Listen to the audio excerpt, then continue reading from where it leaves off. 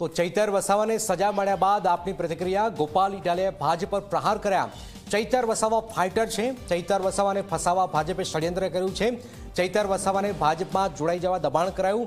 આજે આદિવાસી સમાજ નારાજ થયું છે। આદિવાસી સમાજ ચૈતર વસાવાની સાથે છે।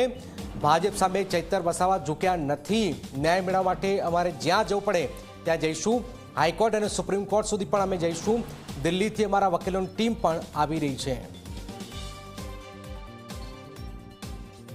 ભાજપે ચૈતર વસાવાને ઝુકાવવા માટે, ડરાવવા માટે, એને મનોબળ તોડી નાખવા માટે અનેક પ્રયત્નો કર્યા।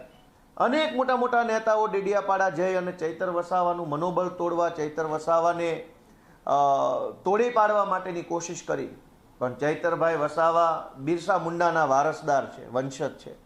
એ ભાજપ સામે ઝૂક્યા નહીં અને એટલે ભાજપના પેટમાં તેલ રેડાયું અને અચાનક જ સજા થઈ ગઈ। સરકારી પંચ, સરકારી પોલીસ, સરકારી વકીલ, ફરિયાદી સરકારી, સાક્ષી સરકારી, બધું જ સરકારી।